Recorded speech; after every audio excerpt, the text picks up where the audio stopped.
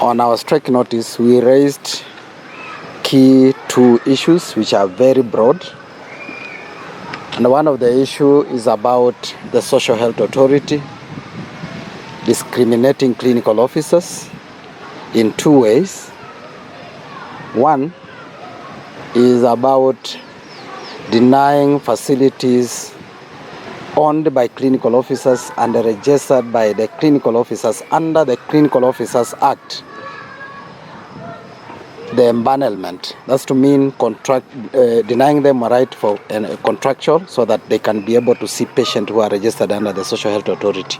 The second aspect of that discrimination is the failure to empanel the professional, that's the clinical officer, and subsequently denying them also the right for pre-authorization.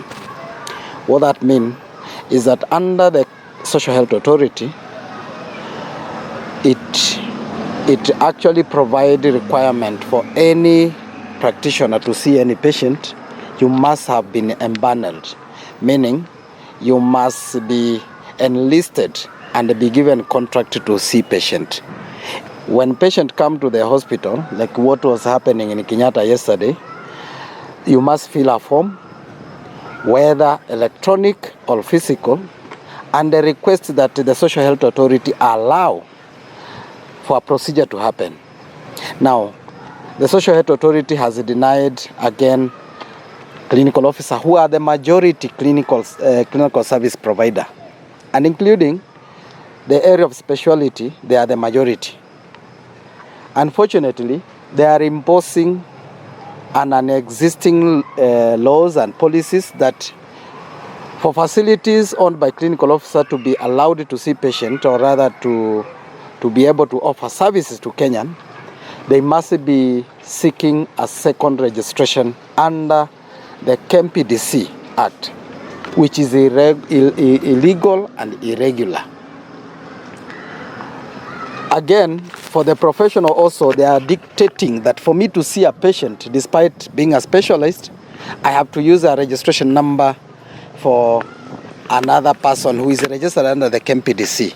Again, there is no law that requires me to do that, because in any way, I'm provided under an Act of Parliament where all Act of Parliament and the regulatory bodies, all of them are the same, because they are established under similar laws. So abrogating a certain regulatory body to be as superior to the other is irregular, because there is no law that has given them that authority. Now, what we are having, or rather what we are experiencing again, is akin to what happened last year, where the government under the Ministry of Health created a problem where there was no problem by revising to disadvantage the salary, or rather the pay to the interns, and occasioned a strike that ran for over 100 days. Again, on this issue that I'm speaking about, it's about law enforcement, where officers of the government in the Ministry of Health have decided to violate the existing laws, and to that extent directing verbally what they feel that it is good. And if they feel that this is going to enhance service delivery, what they ought to do is to legislate. And now, before they do that, the clinical officer will be starting their strike to enforce law and order. And I must say, the second item of this is also similar, because we have had history with the government going on strike on the issues of promotion, seeking that they provide what is provided under the law, like comprehensive medical cover, and also ensuring that they can be able to treat people equally. And we have been seeking that they transition those who are on contract, including the Global Fund people, the UHC, to be put on permanent and pensionable, so that they are equated to their counterpart where they feel discriminated to iron out that. Again, they have not done that. Several years down, we have signed several agreements, and they have not been able to be implemented. And unfortunately, or rather fortunately for this, when we signed last year return to work as the clinical officers, we registered it in court, and it became a court order whereby it had a timeline on how it was to be implemented, and up to date, a majority of the county government has not promoted our people, never transitioned the contractual staff to permanent and pensionable, or even paying them in tandem with the market rate. That has not happened. And therefore, we are here and we have been moving around sensitizing our member in preparation for the strike that is to start. On Tuesday, we had a meeting with the Council of Governors on the issues of the Social Health Authority, looking at the ramification on what is being happening. They realized that indeed the law favors clinical officer, and they realized that indeed the decision is going to derail service delivery and actually deny accessibility to service. Because if you have over 1,000 facility denied right to see patients, then you have actually limited access to services. And also, a majority of the clinicians who are supposed to see patients, if you limit how they can offer services, you limit services. So they know very well that this is going to affect the county. They did a letter, of which we'll share with you, and they signed with the Minister of Health representative. The Social Health Authority were present, and they agreed that indeed that decision was to be reverted so that we proceed, or rather resume how it has been happening under the NHF, where we have no problem. Now, because of that, yesterday you saw the principal, the cabinet secretary, and the CEO of the Social Health Authority, the Director General, all of them seated and telling Kenyans how the Social Health Authority is doing well. Unfortunately, you saw also Kenyans storming them and telling them that they are telling Kenyans a lie. And indeed, if it's not a lie, you cannot shortchange the law. Just implement the law, because that's what you want to do.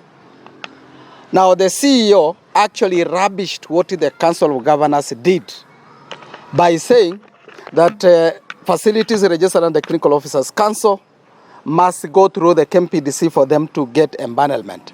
And similar to the professional. And that is why we feel that we are in a state of confusion, because law does not seem to be applying, or rather making sense, to most of the public servants. And that is why we feel we will not be a conduit of anyone breaking laws, and that's why we must refuse that, and that's why this strike that we are starting is a making of the government. Na jambo la kusikitisha ni ya kwamba rais anasema SHA lazima ifanye kazi, lakini tumeona makatela ambao wameshika doria pale Ministry of Health, ambao ni members wa KMPDC. Wamesema ya kwamba hakuna mtu mwingine anastahili kutumia SHA isipokuwa the only doctors. Kwa Ministry of Health tuko na different categories, ama tuko na wahuduma wa afya wa vitengo tofauti ambao wamesomea vitu tofauti. Tuko nao wale wanaitwa medical doctors, tuko nao wale wanaitwa dentist, tuko na clinic officer ama maafisa wa kliniki, tuko na nurses na wengineo. Lakini kwa Ministry of Health ikiwa imeongozwa na waziri, wamesema ya kwamba it is only doctors can be allowed to use SHA. Mwananchi anajua kwamba ukifika pale hospitali kwa level 2 unapata nurse, unapata clinic officer. Ukifika level 3 unapata nurse, unapata clinic officer. Ukifika level 4 unapata nurse, a clinic officer ndio anafanya huduma, a medical doctor yeye ni administrator level 4. Kwa hivyo unapata ya kwamba ndio uweze kutumia SHA lazima ufike level 5. Na ndio sababu rais anashindwa kwa nini wananchi anasema tumekata SHA ama tumekuwa members wa SHA lakini tunalipa cash. Ni kwa sababu maafisa wa kliniki wameambiwa ni hatia kutumia SHA. Nurses wameambiwa ni hatia kutumia SHA. Na ndipo sisi tunaomba rais aweze kuingilia, kwa sababu wale watu ambao wanapigana na serikali yake ni waziri wake wa afya, ambaye wakati tulikutana na Council of Governors na SHA officials tuliweza kukubaliana ya kwamba tuweze kurudi mahali ambapo clinic officers walikuwa wanaweza kutumia SHA kuweza kuhudumia wananchi. Lakini minister jana kwa maajabu na kwa njia ambayo ilikuwa naibu kabisa aliweza kutokea na maafisa ambao waliweza kusema ya kwamba ni KMPDC peke yake.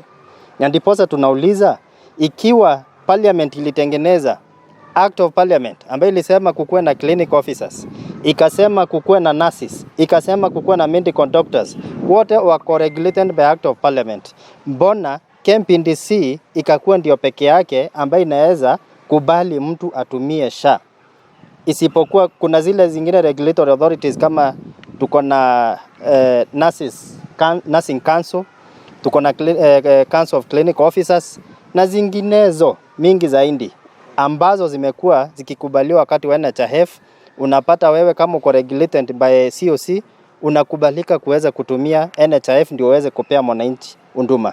Kwa hivyo sisi tunauliza ni kwa sababu gani kakuwa ni KMPDC peke yake, na sisi tunaomba rais ajue kwamba wale wezi wa NHIF ndio tena wamekusanyika pale ministry na wanataka kutumia SHA ikuwe ni wao peke yao naiba. Na mimi nataka kuchallenge wananchi waangalie zile hospitali zote ambazo ziliweza kuambiwa ziko na wizi wa NHIF, zote ziko registered under KMPDC.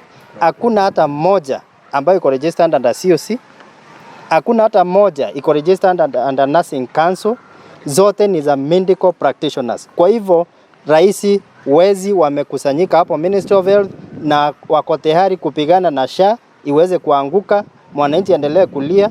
Na mimi nataka kusema ya kwamba ikiwa kila mhudumu wa afya atakubaliwa kuweza kutumia SHA, hatutakuwa na hii kelele ya SHA ambao watu wanasema ifanye kazi.